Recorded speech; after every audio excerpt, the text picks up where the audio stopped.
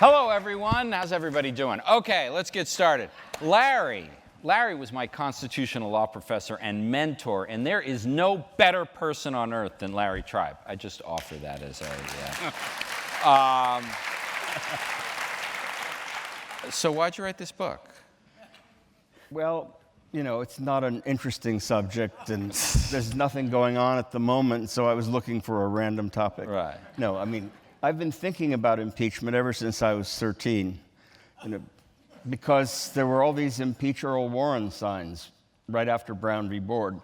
And I thought, you know, I don't know anything about this. I'd like to learn. And I learned a little. And then, of course, came Watergate a good bit later. And I wrote about impeachment in the first edition of my treatise, and I testified about it under Clinton. And it did seem to me that it's an extraordinary power that is not very well understood. And I thought it was not important necessarily that people talk it to death, but important that they understand it a lot better than people did.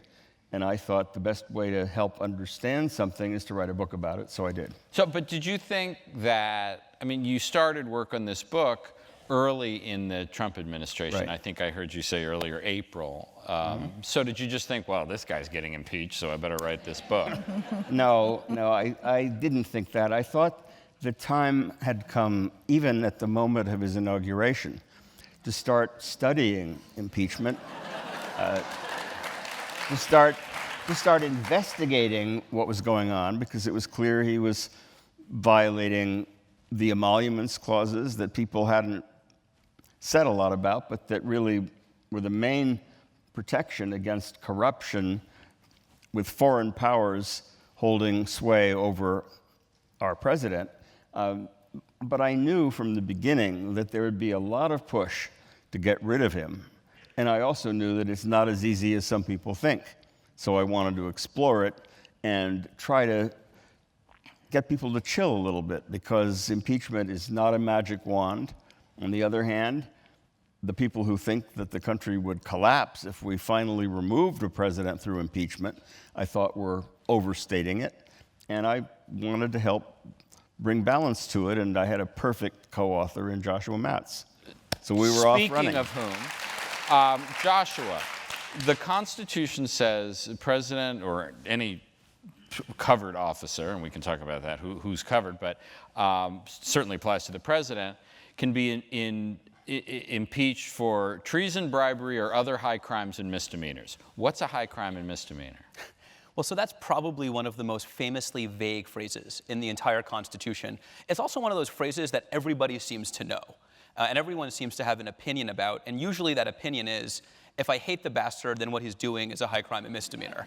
And as far as constitutional law goes, that won't get you very far, it turns out. Although, I mean, Gerald Ford, who was involved in a fortunately short-lived attempt to impeach Justice William O. Douglas, said a high crime and misdemeanor is whatever the House of Representatives decides that it is. So it's not, so the definition is very much up for grabs. But anyway, tell what you think the definition is. Well, so let me just start by saying, though, that's true. Gerald Ford was right, that ultimately, the Supreme Court's not going to review this. Ultimately, a high crime and misdemeanor is what the House votes articles of impeachment on, and then what the Senate might be willing to acquit on. But that's the idea that there's nothing interesting to say about it doesn't really work for me, because we would hope that our legislators would act in good faith and with an understanding of the constitutional design. You shouldn't impeach the president because you don't like the suit he wore to work on Monday. There's an understanding that you need real wrongdoing. In particular, what you generally need is an abuse of governmental power that genuinely imperils the constitutional system, or other conduct that renders the president essentially unviable as the leader of a country that really is a democracy. And I think if you think about it that way, it actually does put at least a little bit of meat on the bones. And we have a whole chapter about this, chapter 2, that talks in great detail about it. But the last thing I'd emphasize is that usually when people talk about impeachment, the conversation starts and stops with the question that you just asked me, which is, has the president committed a high crime and misdemeanor? As if, if the answer is yes, if you can only get enough law professors to agree with you, it will fall from the sky like a sword of Damocles and the whole situation will resolve itself. The question whether a high crime and misdemeanor has occurred is only the first question. that you have to think about in figuring out whether impeachment is wise and whether it's actually likely to succeed. Liz, you are in a unique position as one of the few people who has ever voted, at least in the committee, on impeachment. And thought through each one of these questions. And thought through them. How, as a legislator, did you think about, I mean, you vote on things all the time as a legislator, budgets, bills. How is impeachment similar to those things, and how is impeachment different? It's very different. It's very different because it involves really an undermining or subversion of our democracy, in the sense that the democracy rests on a publicly elected president, publicly elected members of Congress and the Senate. So here, you're taking a presidential election and you're undoing the results by members of Congress. That's something that is difficult for people to get their heads around, as it should. The framers of the Constitution made impeachment a very cumbersome process because they didn't want presidents to be removed willy-nilly. They didn't want Congress undoing the results of a popular election, although we didn't have popular elections, still don't. But so there was a concern about that. But the way we approached it was a little bit differently from what you said. The first question, well, some of us wanted to talk about impeachment before the Saturday Night Massacre. But even though there had been Senate hearings, a Senate Watergate hearing, Sam Ervin, country lawyer, and all the information, a lot of information had come out about Nixon's wrongdoings, there was no serious effort in the House of Representatives whatsoever to start impeachment. Maybe it's a little bit like today. Impeachment's kind of off the table. What happened was that you had a Saturday Night Massacre, and then the American people demanded that Congress act. What did the committee do? First, we had to take out our constitutions because nobody had studied. I went to Harvard Law School too. Nobody studied impeachment in law school. Maybe they do today, but they definitely didn't do then. What is this whole thing about? So first we had to look at the Constitution. Of course, nobody understood what a high crime and misdemeanor was. So some of us read some books, and we got a memo on that subject, and we made a tentative decision about what impeachment, what a high crime and misdemeanor was, at least in our own minds. We didn't vote on it at that point. And then, of course, we looked at the facts. We didn't make a decision, oh, it's a high crime and misdemeanor, should we impeach? I don't think anybody was going there. I think the decision was, if it was a high crime and misdemeanor, impeachment was mandatory. There was no second step. Oh. And our inquiry was, were there facts to require the impeachment? And not require, but to establish a high crime and misdemeanor. Larry? Well, we have a whole chapter on why that's the wrong approach. Okay. Sorry. And we stand by every word of it. Yeah, but it worked. All right, well, let's hear what. The main point before we all read it, I've read it, but we have a chapter on the power not to impeach. The Constitution does not make, and we did as much study as we could, both of the words, the history, the function, the way it would work. The Constitution doesn't say to the House of Representatives, if the president crosses some red line, as this president clearly has in several respects, then there is a constitutional obligation to put him on trial, that is, to impeach him and turn him over to the Senate for trial. We concluded, and quite a few people, including Byrd in the Senate during the Clinton proceedings, we concluded that even though someone may have done what it takes to trigger a trial and remove that person, the question is that a wise exercise of the power? Would it hurt more than it would help? Would it undermine democracy? And that's a difficult question. We try to provide a framework for thinking about it. But the Constitution almost never mandates that Congress do something, and the language of the impeachment clause really doesn't. Let me ask, Liz. Let you respond, but maybe as one frame is that. Do you think of impeachment as a political process or a legal standard? It's both. It's definitely both. We didn't get to impeachment, although there was substantial indication that Nixon had engaged in high crimes and misdemeanors, until the public, the American people, demanded that Congress act. So politically, Congress did not want to engage in impeachment. It was uncharted territory. Andrew Johnson was the last president who had been impeached. The conviction didn't take place, but everyone criticized that, and we did not want a repetition. Nobody wanted to go backwards to that. And so this was uncharted territory. People were very afraid, and it took a substantial amount of outside pressure. That was the political part. But the Congress, and it may have been the leadership of the committee, I would say Peter Rodino was very wise in this respect, wanted to go through it in a methodical and legalistic kind of way. The first question that we dealt with wasn't anything except, what does the Constitution require? Not require, what does the Constitution say with regard to impeachment? What does a president have to do to be subject to an impeachment? And that was the first inquiry, and that was a legal inquiry. And that then it went into, ultimately, the decision was, there were some Republicans who were holdouts and said, we don't think that the facts, not whys, but the facts establish a high crime and misdemeanor. And so they voted against it. Ultimately, they changed their mind when the facts came out differently as a result of the Supreme Court decision in the tapes. Joshua, one of the perennial discussions about impeachment is a high crime and misdemeanor, does it also have to be a criminal offense? It's like, does the president have to meet all the definitions of obstruction of justice, for example, which has come up in the Nixon, Clinton, and Trump matters? Or is there some different standard for impeachment? So does impeachment have to be a criminal offense? No, it doesn't have to be. And frankly, the argument that you can only be impeached for violating the criminal law is sort of one of the wrongest arguments that a person can make about the impeachment power. So many folks here probably saw the show Hamilton, which was awesome. And, awesome but not binding constitutional. Awesome but not binding constitutional precedent. Right, yeah. But the underlying history that I'm going to invoke is helpful. So in that show, what you see is the Vice President of the United States murders the former Treasury Secretary.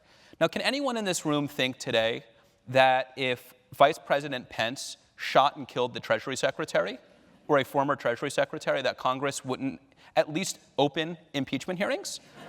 Like, we would find that surprising, but and they rightly didn't do so. that to Cheney. But they didn't do that. Right. Good point. Well, to be fair, he did. Sorry. Fair enough. That's a separate issue. After Burr shot and killed Hamilton, New York and New Jersey issued indictments for murder. And several members of the Senate wrote to the governors of those states and said, it is an embarrassment to the institution of the Senate for the vice president to be laboring under an indictment for murder. And we would respectfully request that you get rid of the indictments. And there was never a discussion about whether the vice president should be put on trial, impeached for having killed someone. In fact, only a few months later, he returned to preside over the impeachment trial of Justice Chase. And so, there, as one person said at the time, you had an unusual scenario in which the murderer was not arraigned before the judge, but the judge was arraigned before the murderer. That disjunction, where he committed a crime clear as day, but was not impeached for it, echoes in the inverse of that scenario. When the president abuses power, let's imagine, for example, that President Trump said, I'm going to pardon everybody in the country who ferociously attacks and kills an undocumented migrant. That would not be a crime, because Congress has never purported to make every abuse of presidential power that one could conceive of a criminal offense. And it would be crazy for them to even try. Nonetheless, that abuse of presidential power would surely menace the democratic system. And given that the framers' purpose in designing impeachment was to provide an escape hatch, when the president goes off the rails and uses his or her power in ways that imperil democracy, it would be strange to say, but only if Congress has in advance designated that specific use of power as a crime could they do so. Okay. Let me Larry. let me please. just add one thing. The example of Alexander Hamilton getting killed by Aaron Burr may leave you with the thought that really, if something is a crime, then surely it should be impeachable. Although in that case, it wasn't so regarded. But an example that would make it clear that that doesn't and shouldn't follow is all of the money laundering and tax evasion that Donald Trump might have committed before he became president. There's very little likelihood that some of that won't churn up in the swamp that's being swirled by the Mueller investigation or by the Southern District of New York. But the idea that one would impeach and convict and remove from office Donald Trump for bad stuff he did before becoming president, unless that bad stuff had to do with becoming president, that is, making deals with Putin, quid pro quo arrangements that involve collusion, conspiracy, or cooperation. The idea that anything he did that was a crime beforehand, or anything he did now that might be criminal but that is not an abuse of power, should be a basis for removal just doesn't make sense. So criminality and impeachability, despite the words high crime and misdemeanor, don't really map onto one another. Liz, the legal analysis you talked about that Peter Rodino, who was the chairman of your committee, commissioned, agreed with Larry and Joshua that it did not have to be a criminal offense to be an impeachable offense. Doesn't that give Congress a great deal of latitude if it's not, it's not a criminal offense that you can, but someone can still be impeached, the president can still be impeached? Is that something you were concerned about? Well, it does give some latitude, but if you go back to the debates on the on the clause and why the framers instituted it, it was really to protect, the term high crime and misdemeanor was to protect the country against dangerous offenses, against the subversion of the Constitution. It was to protect the country against democracy. Right. Yes, of course there could be, and we've seen it twice in our history, abuses of the impeachment power. I mean, in a way, that's what Larry was talking about, and I agree with that completely. I mean, we saw partisan impeachment with regard to Andrew Johnson, and we saw partisan impeachment with regard to Bill Clinton. Not one Democrat voted for it, and all the Republicans voted, all of the Republicans voted for it. The Nixon impeachment was different from that, in part because everybody took it really seriously. We understood that this was a president who was dangerous to the survival of our country's democracy. And therefore, if it was going to work, the removal of a president, Republican president, in one of the biggest landslides in American history, by a Democratic House and Senate, it would have to be done in a way that the American people would find credible, that they would find fair, based on the law and based on the facts. And so it was extremely important to do the process in a way that had that kind of credibility.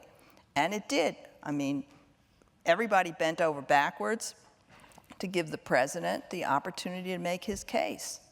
There was no question, there were no procedural arguments about, and as a result, there were never any procedural arguments about how the process worked. I just got finished writing a pretty long story for The New Yorker about impeachment, and one of the things that the establishment Democrats have all said, Nancy Pelosi, Jerry Nadler, who will be the chairman of the Judiciary Committee if the Democrats retake the House, they've all said you can't do impeachment unless some Republicans sign on. That the Watergate example, your committee, I believe it was 7 Republicans who voted for the impeachment of Richard Nixon in the committee, as opposed to the Judiciary Committee under Henry Hyde, which was a completely partisan enterprise.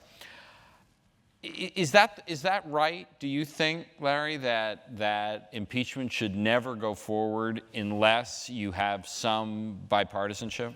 I do. I think it's critical, if impeachment is not simply to take a divided country and rip it apart even further, that there be something approaching a deep, broad, bipartisan consensus that there has been a dangerous abuse of power.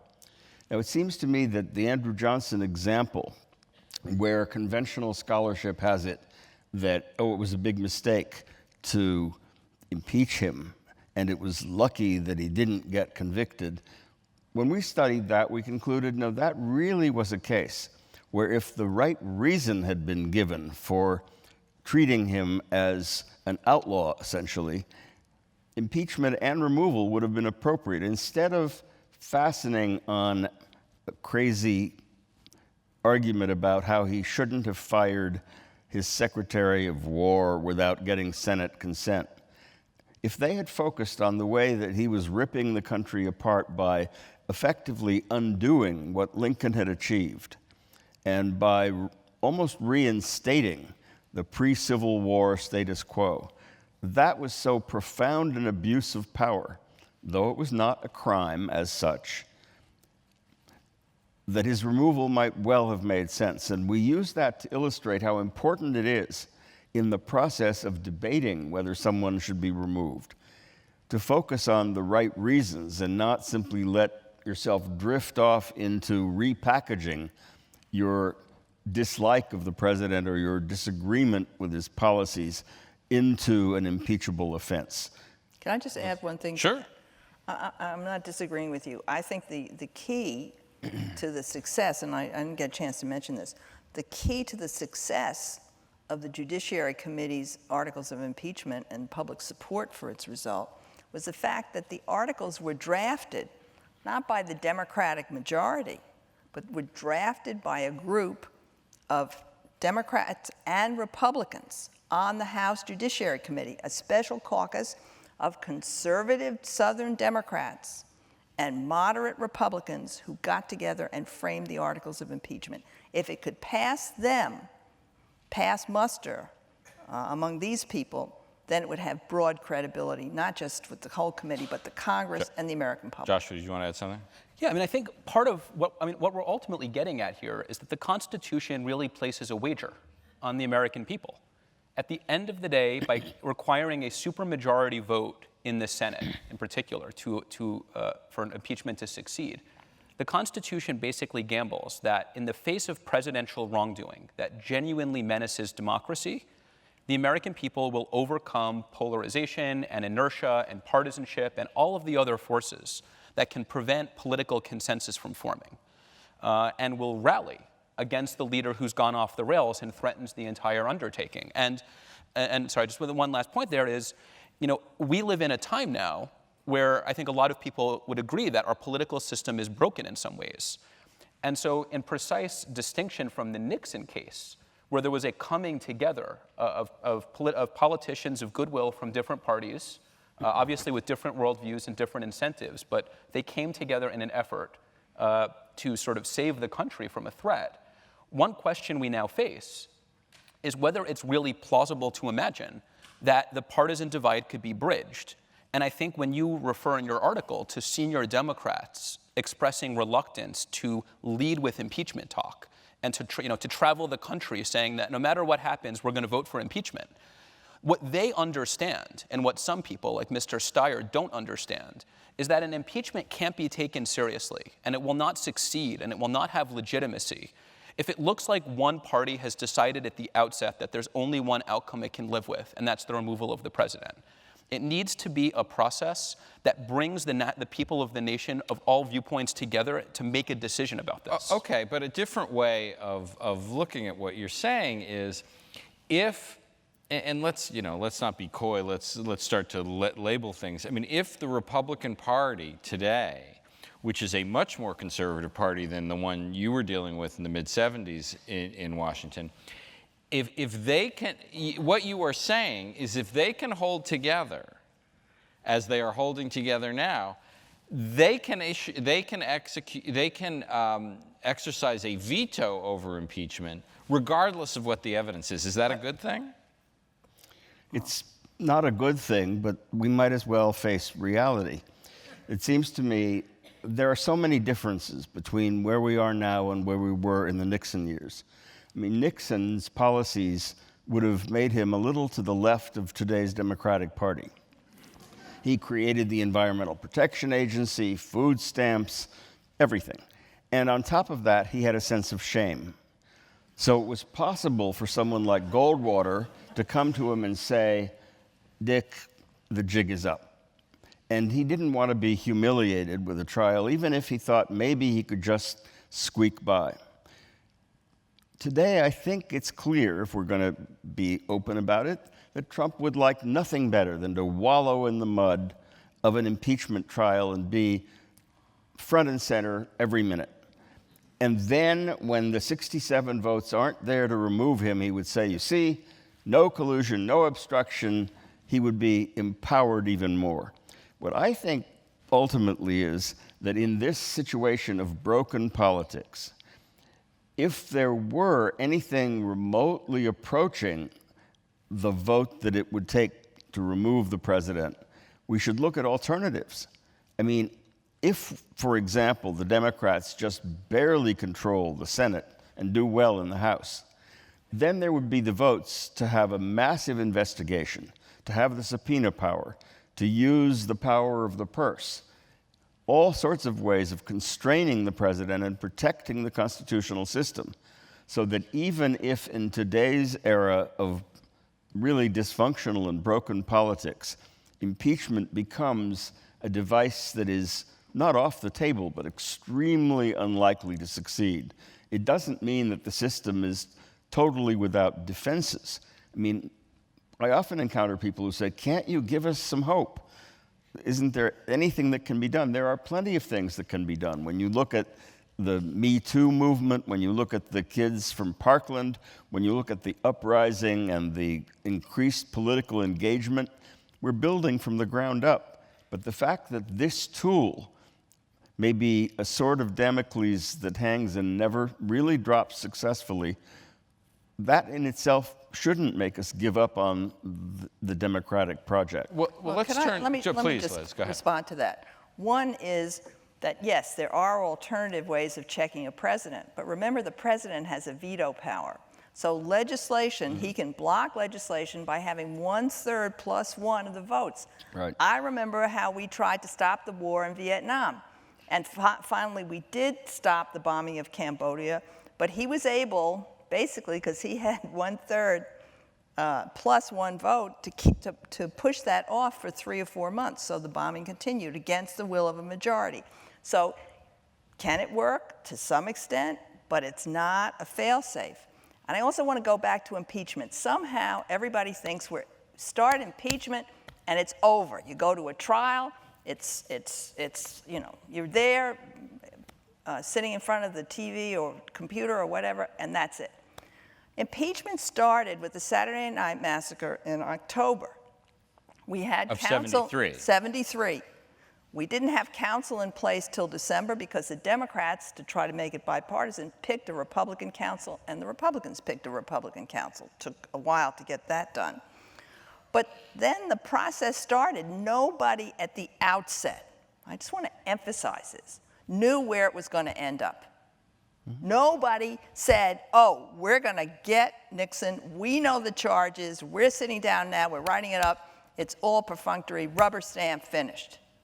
We didn't know what the charges would be. We didn't know what the facts were going to be. We knew he had fired the special prosecutor. We knew that was an obstruction, but really what the Constitution say about it. So I think for the Democrats to say, oh, this is off the table, we can't have impeachment, who knows where a process that's a serious process goes? It's like a jury trial. We didn't know what the Senate was going to do. We didn't know what the House vote was, the Judiciary Committee vote was going to be when we started this process. Nobody did a head count. I know it's impossible to believe that that could happen today. Nobody did a head count. It was like going to court with a jury trial, and you have your facts together, You pull the law together and you present a case. And you hope it's a strong case. Could I just say why I so strongly agree with that? When this all began, we had the firing of Comey, we had indications of work with Russia. Nobody knew at the time about ZTE, a dangerous telecom giant in which China has a major investment. Nobody knew that Trump would be getting an infusion of $500 million from China, and that his daughter would be getting 17 really valuable trademarks, just coincidentally, days before Trump gives ZTE a waiver from the sanctions voted by Congress. It might turn out that when all of those dots are collected and exposed and the evidence emerges, that there is out-and-out bribery. Not just a violation of the emoluments clause, serious though that is, but bribery, one of the named offenses even before you get to high crimes and misdemeanors. And one of the points of our book is these processes unfold over time. It's not a snapshot, it's a movie. And how the president reacts is part of the unfolding movie. And that's why it seems, I just want to put this point on it, that's why it seems to me so important that nobody fear a fair process, neither the Republicans nor the Democrats. But if you don't have a fair process, then everybody should fear it. Well, I'm sorry, but in the spirit of my co-panelists. No, that's right, yes, please. In thinking about what a fair process looks like, this is one of the sort of deep questions that the Democratic Party is now facing. Will the people of the country think the process is fair if a very large number of the future prosecutors and judges say at the very beginning, our goal here is impeachment? So it's not a question of anyone saying impeachment's off the table. We'll never do it. But there's something to be said for saying we don't know where this is going to go. There are a lot of risks associated with impeachment. And what we want to focus on are the very questions, Liz, that you identified. And when there's a real harm, I think, that when impeachment talk surges and overtakes political discourse at the very beginning of this process, and there's a perception on the part of the people who currently support the president, and the 60% of the American public that currently does not support impeachment, when there's a perception among those folks that the game is rigged, that this was all about aiming toward a foreordained conclusion, it's hard to generate the legitimacy that you're describing. Larry, you've mentioned several times the emoluments clause. What the heck is the emoluments clause? Well, I used to include a part of my constitutional law course that was the oddball clauses, the Third Amendment right not to have the government quarter soldiers in your house, and the emoluments clause, and students would start by imagining, suntan lotion or something. It turns out that the framers of the Constitution, given the history of our relationship with Europe and the way France kind of bribed the King of England, they were really worried that a fledgling nation would have a president who was beholden to foreign powers. So they said that no officer of the United States, that would certainly include Ivanka, and it certainly includes Donald, but no officer of the United States can accept any present, gift, and then they used a broad term, or any other emolument, basically meaning a benefit. Is not suntan lotion. It is some sort of gift, some sort of benefit. Benefit, right? That's right. And the government is not really defending on the merits what the president is doing by having his companies out there basically sucking benefits from possible adversaries and other foreign governments. It's not really saying that's kosher. What it's saying is you guys are the wrong ones to sue, or we should leave it to the political process. But there are 3 cases going. One of them that began in the Southern District of New York is now on appeal in the Second Circuit. Another one involves a lawsuit by Maryland and the District of Columbia. Another one, a bunch of congressmen. They are moving along, and they will reach conclusions that may be very revealing. But you say there are lawsuits about the emoluments clause. What is the remedy that is sought? The remedy is divest your stuff. Or else what? Or else, well, you have to divest. If there is a declaratory judgment by a court saying put your stuff, sell off your stuff, put it in a blind trust, and the president says, no thanks, I think that would be worse than the Saturday Night Massacre. I think a lot of Republicans would say, now, wait a minute. you can't really get away with thumbing your nose completely at the judiciary. That's the American system. We can't now predict that a Congress and a bunch of Republicans that are so supine that they are willing to look the other way while this guy sort of tells one lie after another, will look the other way if it sees outright bribery or direct defiance of the judiciary. Liz, moving to the Trump story itself, because I'm a journalist, and one of the rules is you should never bury the lead. I mean, we're here not because we want to have an abstract discussion about the high crimes and misdemeanors. We're here because Donald Trump is president, and he may have committed impeachable offenses. Was the firing of James Comey an obstruction of justice? You mean in constitutional terms? Is it Yes. is it a high crime and misdemeanor? Yes. I'm going to sharpen your question. Please do. Okay. It could be, and theoretically, it was. But the problem is that the country didn't understand it as such, and therefore there wasn't the pressure that we had when Archibald Cox was fired, and the American people said, "No, we can't stand for this." Part of the reason is what you alluded to before, which is, we can rely on Congress basically to provide other kinds of checks than impeachment. We had a Senate Watergate committee that held hearing after hearing after hearing before we got started, before Cox was fired, which showed, John Dean, the president's counsel, telling the president that there was a cancer on the presidency, that bribes were being paid to the Watergate burglars, that pardons were being authorized for Watergate burglars.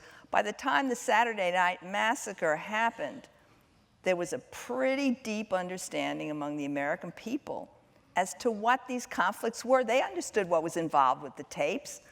John Dean said, "I told the president there was bribing of burglars going on from the White House." And the president said, "No, it didn't happen." And everybody understood was at stake when the special prosecutor wanted to get those tapes. He was going to find out whether the president committed a crime or an impeachable offense or not. Now, the American people don't quite understand what's at stake with the removal of Comey. It's an abstract issue here. So it seems to me, I just want to make this point, that part of what an impeachment process does, ours was an impeachment inquiry, which led to a vote for impeachment. What an inquiry does, whether it's the Judiciary Committee and the impeachment inquiry or other congressional committees, is to begin to expose the facts in a serious way.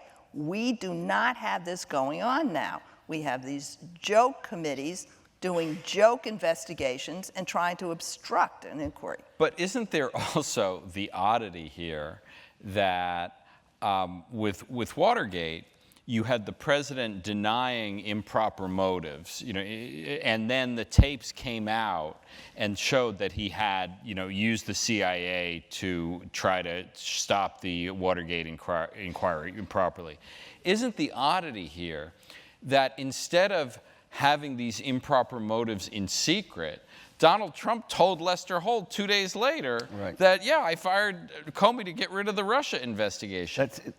Isn't that, what's the significance of that? The significance is he has learned the secret of tyrants everywhere. And that is, if you do enough stuff that is unacceptable and do it in the open and don't try to hide it, people will get used to it. I mean, there's one thing after another. Every day something else comes up. People are fundamentally overdosed on it.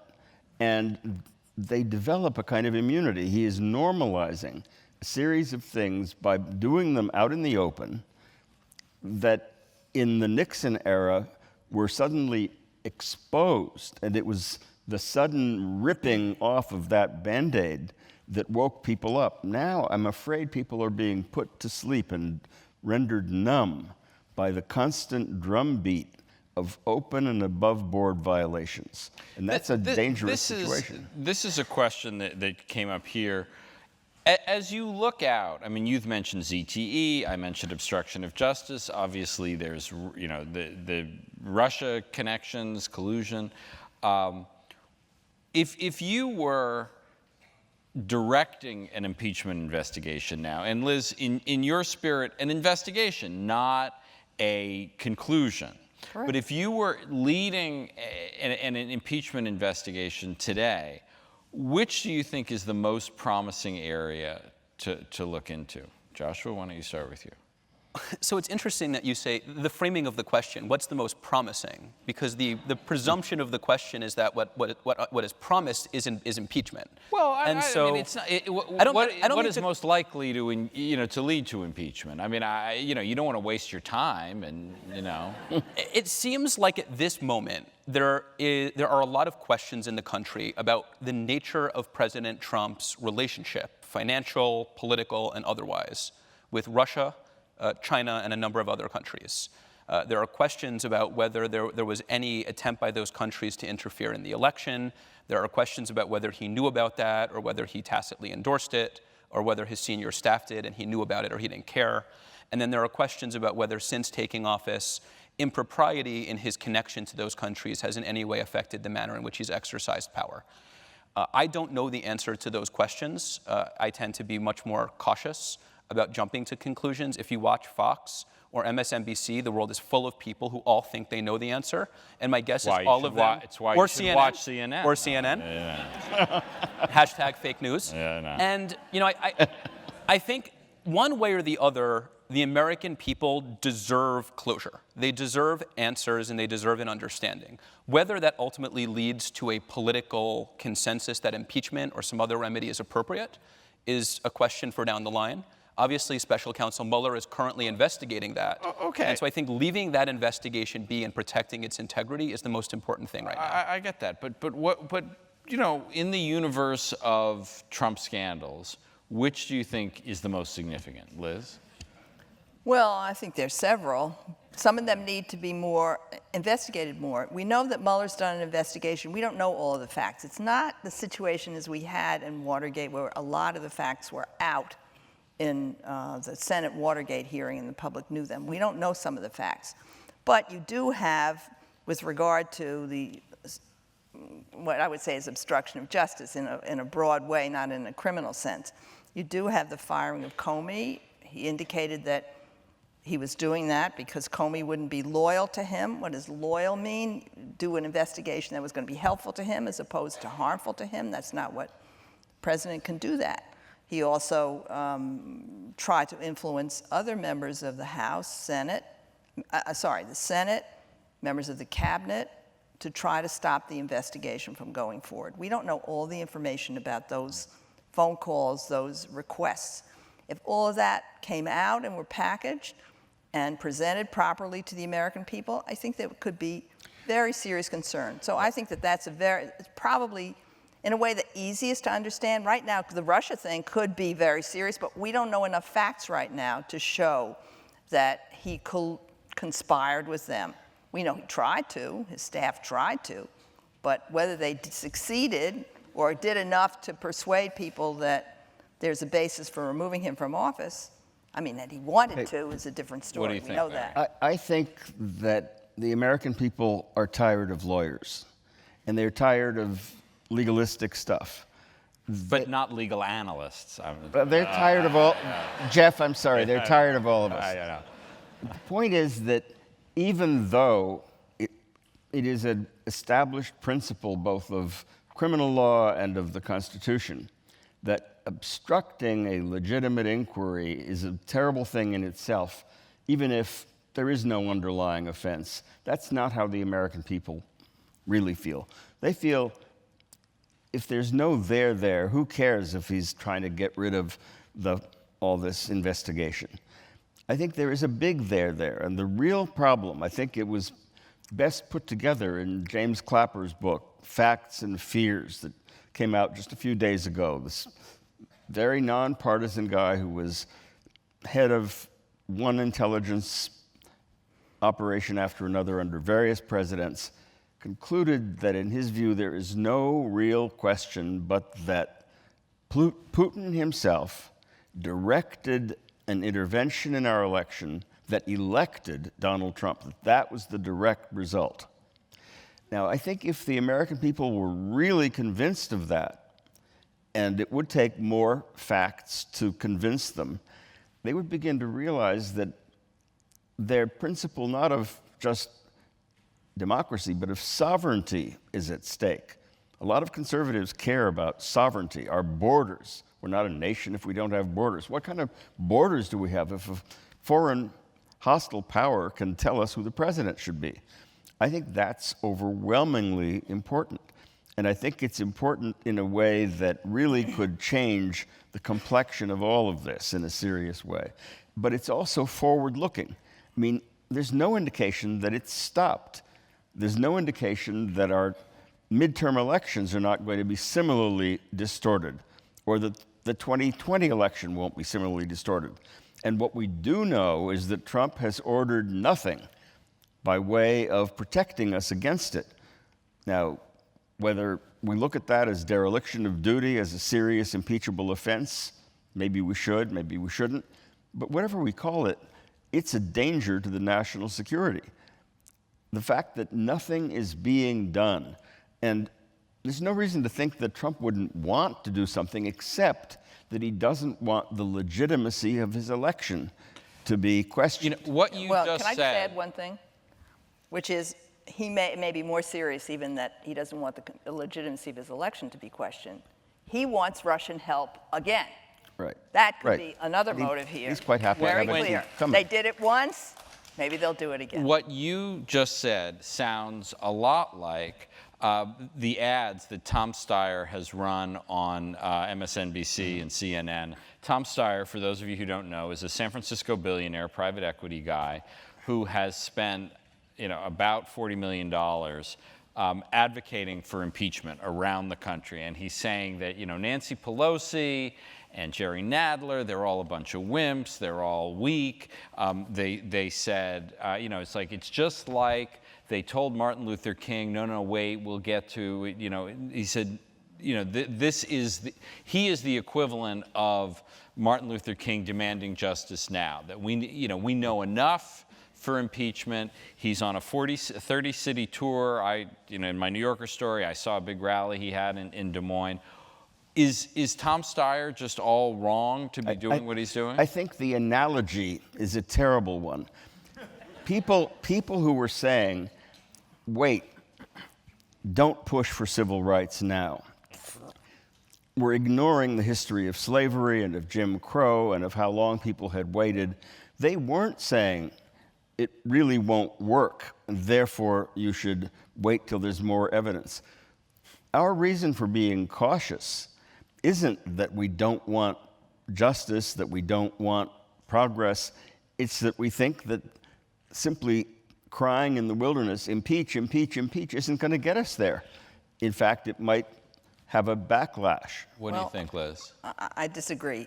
I don't think you have to call for impeachment, but you have to call for an establishment of the facts. I think you take exactly we don't the disagree. point. I said that. Okay, but you have to say there needs to be an impeachment inquiry, or there needs to be a really serious inquiry into what the Russian interference was, and as we've been talking, the failure and the refusal of the president to protect the electoral process in the United States. To me, that's an impeachable offense.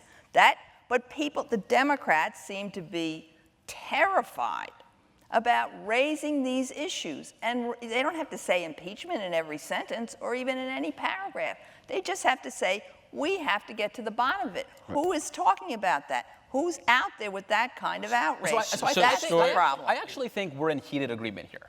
What Mr. Steyer is going around the country saying, and let's not beat around the bush about it, what he's saying is you need to support an immediate call to file articles of impeachment against the president, which I have drafted on my website. I have claimed the moral authority of Martin Luther King, okay? And he's saying that we need to jump to the end of the process and start there. And if you want to do anything less than that, then you're tantamount to someone who opposed the civil rights movement. Right. That's offensive and that's wrong. We live in a circumstance right now in which I actually think that when you talk about impeachment, you're talking about building a political movement. Right now, no poll has put public support for impeachment anywhere above, say, 40 to 42%. And when you live in a world in which let's imagine you are a supporter of impeachment. If you live in a world where you're a political minority and you're dealing with a supermajority political power like impeachment, the question for you, in my mind, should be, what political rhetoric and strategy will most persuade my fellow citizens to see the light on this issue? And in that respect, it's not unlike the civil rights movement, where what you're trying to do is win the hearts and minds of enough of your countrymen to bring them to a point where they're willing to change policy and exercise power a certain way. And here, folks who may support impeachment, like Mr. Steyer, who say running around demanding impeachment right now is the only acceptable path forward, offer a blinkered view of the best way to engage with people when you're trying to change their minds, and they devalue so many other kinds of political action and engagement. At the local level, the state level, there are so many other ways in which the people of this country can come together to deal with the problem that many of them perceive in Mr. Trump. And the notion that the only acceptable way to do it is impeachment or you're a coward, I think it just sort of misses the point of how a democracy needs to work. So one quick way of putting it is, we shouldn't be afraid of the I word if I stands for investigate. But to call for impeachment now, as Steyer does, leaps to the end rather than moving gradually. I was calling for immediate impeachment investigations in May of 2017. I think that's important. And I think, as Joshua said, we're all in agreement about that. But is that really a meaningful distinction? I mean, saying, well, I want an impeachment investigation, but I don't necessarily want impeachment. I mean... No, you don't have to call it impeachment. I want an investigation into what the Russians did, an investigation not bounded in the way the Department of Justice necessarily is, and he could, after all, fire Rosenstein, even though that would leave some stuff in the Southern District of New York. I want an investigation of the kind that the House Intelligence Committee shut down. We need to investigate what happened, what did the president know, when did he know it, who was involved with working with the Russians, what is still going on, to what extent is he obliged to Russia, is he compromised? We need to investigate those things. I just want to go back to a point you made, which is 40% of the people support impeachment now. When the House Judiciary Committee started its impeachment inquiry, I don't remember that there were any polls that were taken, but I would be surprised if the number was any higher. Because what persuaded Americans in the end were the facts and was a serious discussion about the grounds for impeachment. And if you don't have that, if people aren't educated about it, they're not going to be supportive of the process. People don't know what a high crime and misdemeanor is. They don't know that obstruction of justice could be a ground. They don't know that the failure to protect democracy could be a ground. They don't know that emoluments could be a ground. Those are conversations that need to be started now. That's why we wrote the book. Good.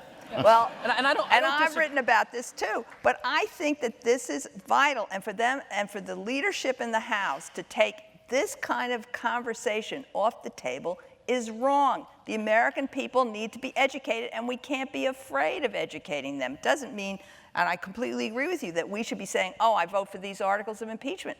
It took us from December 1973 to July, which is 6 months, 7 months, 8 months maybe, I don't know the counting, to come to that conclusion when we were doing the impeachment inquiry over Nixon. So how can you do this in one day? I do think we have to be careful about over-relying on references to Watergate, though. I mean, like you pointed out at the beginning, when Watergate first emerged, the vast majority of the American public, even members of Congress, just didn't really get impeachment.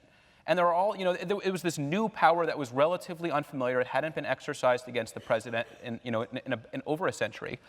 We live in a different world now. We live in a world following the partisan impeachment against President Clinton, and in a society that has been overwhelmed, hyper-saturated with impeachment talk almost continuously for decades now. I mean, by the 6th year of both the Bush and Obama presidencies, over 30% of the American people supported impeaching each of those presidents. And there's just a sense now that when you strongly disagree with the president, impeachment is just part of the rhetorical arsenal that you bring to bear. And the problem with that is that, it isn't anymore seen as this idea of, in case of emergency, break glass. It's in case you woke up today and feel cranky, break glass. And when impeachment isn't seen as an extraordinary measure to save the republic, but is just treated as yet another part of our endless partisan civil war, it's harder to prevail on people that they might need to give up on their own party, and they might need to give up on their own leader, because they see it as just another partisan attack. And so when I say that I'm reluctant to encourage, very strong use of impeachment language and impeachment investigations and to toss that around, it's not to say that we don't need answers to these questions, but in thinking about how you frame that national conversation and in thinking about how you try to prevail on your fellow citizens that this matters, because these impeachments will not succeed if there is not the political will to protect them. And in generating that political will, it isn't obvious to me, and in fact it seems wrong to me, that leading with impeachment, whether impeachment outright or impeachment investigations, or leading that as the whole framing and the ultimate endgame of it, is probably not the right way to go. And I think that's what the Democratic leadership has seen. Well, one person really agrees with you. Come find me afterward and I'll sign your book twice. Liz, right, go ahead. but this is all speculation. We've had I work on one cable news. That's all we impeachment do. that worked, and that was the Nixon impeachment. Yes, you say people have talked about it more. It's more partisan today. I understand all of that. But that doesn't mean we can't learn those lessons. What worked was, and we had very conservative Southern Democrats who were the equivalent of Republicans in those days, as well as conservative Republicans. People worked together. We managed to do that. People were persuaded, both the members of the committee and the American people, by the facts and by the Constitution. And we can begin to have those kinds of discussions. I don't know what the best way to frame it, but I don't think we can run away from it and say that's for some other time, because we are a danger. Our democracy is in danger. We do have somebody who is trampling on our Constitution and our rights. So we can't be afraid. We've got to be smart. That's the answer. We've got to be smart and begin to educate the American people, because that's what's going to protect us in the end. Because if they're not going to protect us, then where are we? Here's a question that came up here. Should the fact that some people really don't want Mike Pence to be president, should that figure into how you think about this? So there's a long history of the role of the vice president. So there's a long history of the role of the vice president in the impeachment process. So when Andrew Johnson was impeached, there wasn't a sitting vice president at the time because he had come up when Lincoln was assassinated and the Constitution didn't provide for an interim vice president. The person who would have become president was Benjamin Wade, who was a quite radical Republican Reconstructionist. And there were many newspapers at the time that said that the impeachment against Johnson failed because Benjamin Wade would have become president if it had succeeded. And that understanding, that sort of, oh my God, we're going to put this crazy person in the White House, we shouldn't impeach, has a long history. Richard Nixon actually picked Gerald Ford on the quite mistaken understanding that he would be a good insurance policy, to use his own word, because he thought that no one in their sane minds would allow Gerald Ford to be president. And can I just stop you right there, because I think, Liz, that's a very interesting part of the Watergate story. I just reread The Final Days by Bob Woodward and Scott Armstrong, a wonderful book. And one of the things they point out is that when Agnew was vice president, he was an insurance policy because no one wanted to get rid of Nixon, not out of any affection for Nixon, just because they thought Agnew was so, unfit. How did that figure into your deliberations? Well, I mean, it did, because Agnew was gone by that time, and so that wasn't a consideration. And Ford had been a colleague of many of your members of the House Judiciary Committee and was not a threatening figure.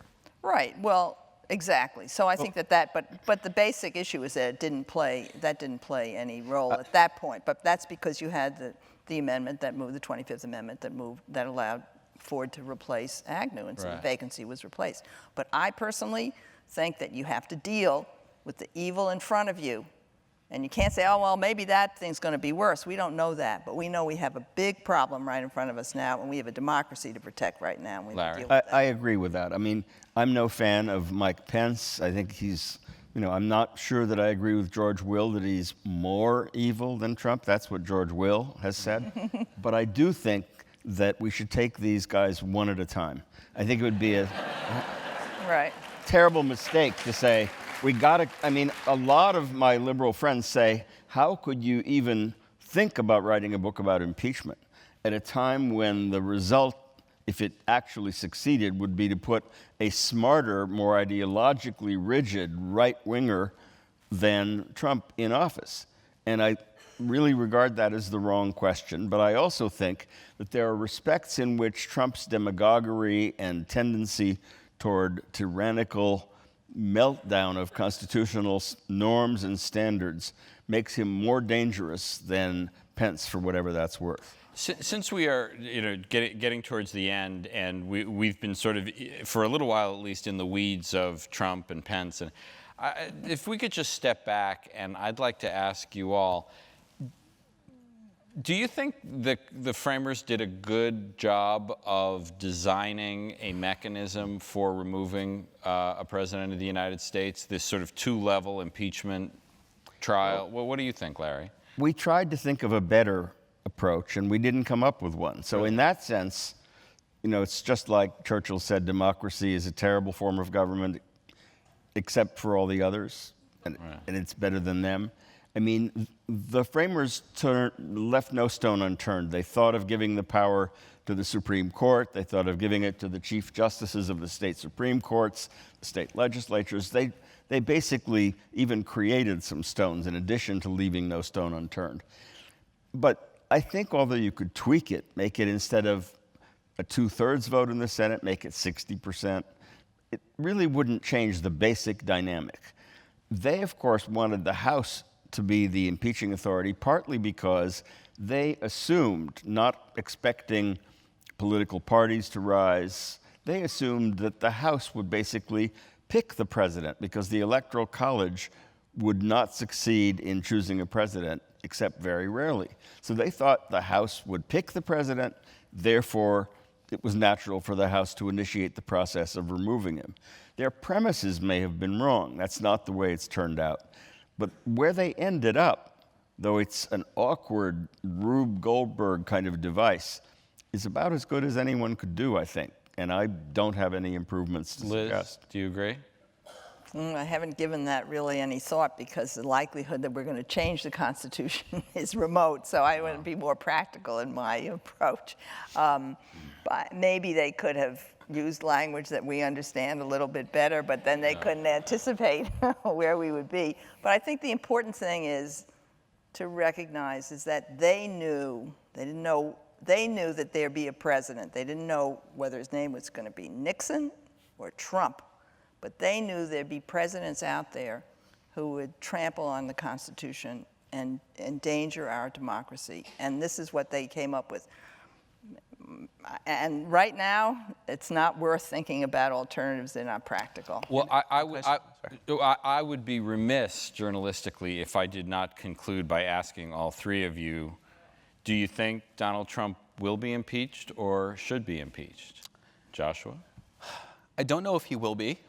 I think we need more facts to answer if he should be. But if it's okay, I want to take one crack at the last question you asked, which is, I think this is a point that Larry hit on, and it's probably the single main theme of our book, which is that the framers crafted the impeachment power that they did on a series of premises, almost none of which hold true anymore, in terms of their understanding of how the House would be selected, how the Senate would be selected, how the president would be selected, what powers the president would have. I mean, whether political parties would exist.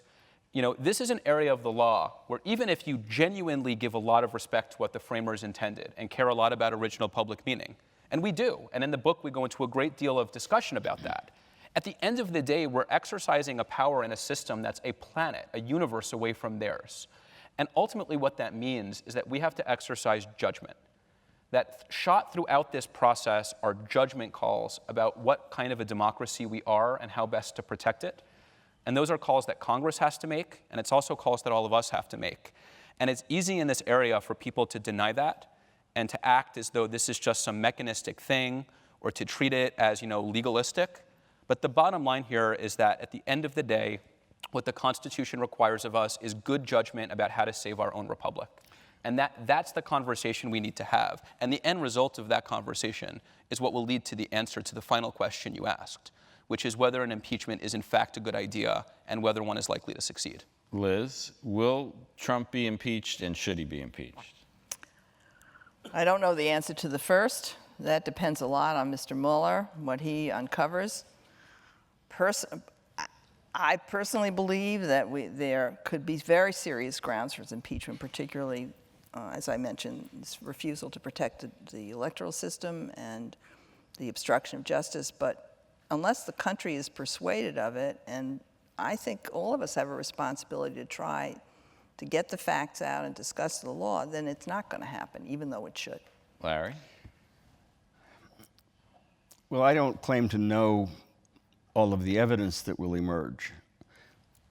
But I do believe that in an ideal world, an overwhelming majority of the American people would conclude that he is a danger to democracy and to our system of law and would get rid of him.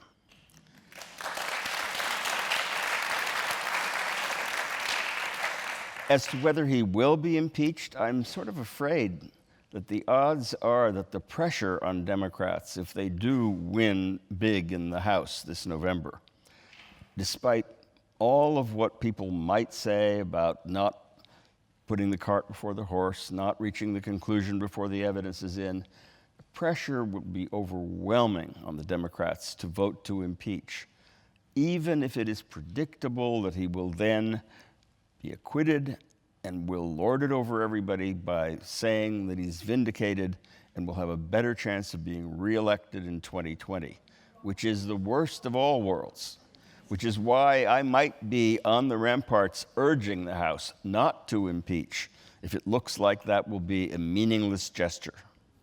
On that cheery note, please join me in thanking Laurence, Elizabeth, and Joshua.